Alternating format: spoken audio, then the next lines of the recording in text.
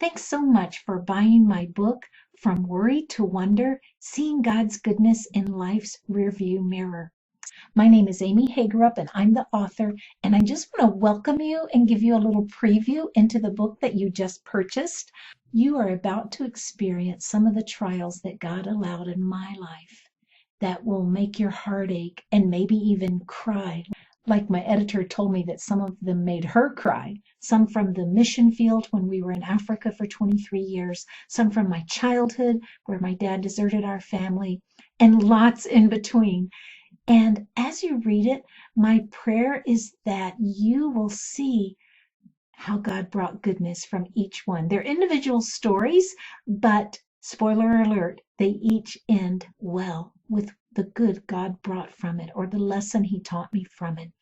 And my prayer is that you will look back on your own life and be able to connect the dots of how God brought good from the trials He allowed in your life. And then also, whatever trial you're going through right now, that will be something that your default will be to turn your worry into wonder at God's goodness and just trusting Him that He's going to bring good from it. But here's the thing. God tells us in Romans 8:28 that for those of us who love Him and are called according to His purpose, He works all things together for good. And that's something that we can cling to. But the problem is, we tend to define good as comfortable, that God will make our life comfortable or successful or easy. But that's not God's definition. In fact, His definition is found in the very next verse, Romans 8:29, where He says that He's predestined us to be conformed to the image of His Son. He wants to make us to be more like Jesus. So as we go through these trials, when we trust in the Lord and lean on Him, He's going to use it to make us to be more like His Son.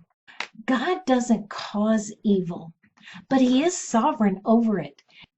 We learned some lessons from Job about this. In fact, Job 12, verses 9 and 10 tells us, "Who among all these does not know that the hand of the Lord has done this?"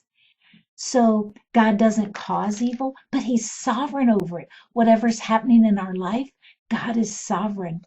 You know, our tendency is to worry. Our default is to worry. And there's a lot of verses in the Bible on don't worry about anything, but in everything give thanks to God.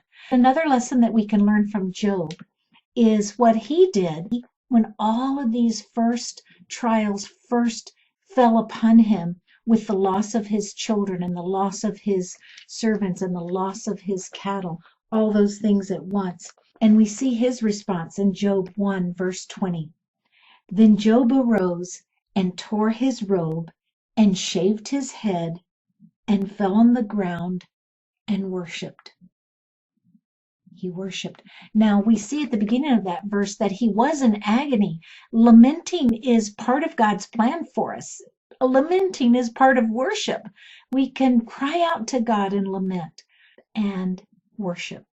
In fact, the title of my book could have easily been From Worry to Worship instead of From Worry to Wonder. I've used the word wonder, but it could really be interchanged with worship because that's what we want our lives to do. We want to change from worrying to worshiping, the wonder of who God is. Have you ever heard of kintsugi?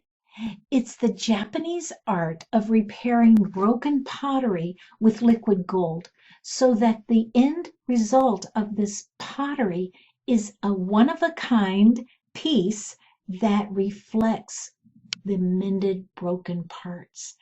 In fact, I have on here a piece of jewelry from a quail egg that has been broken and then mended with liquid gold. So it's beauty and the mended part. And that's what our lives are like. As we go through and we're broken and different things happen and we're cracked. But when we lean into the Lord, He heals them with liquid gold. He restores us. He makes us whole again.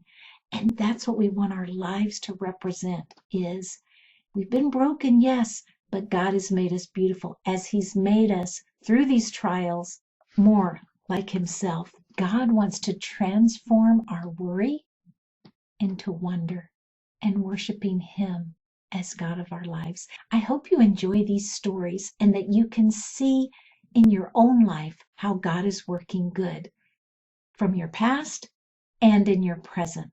Thanks again and enjoy reading. Bye bye.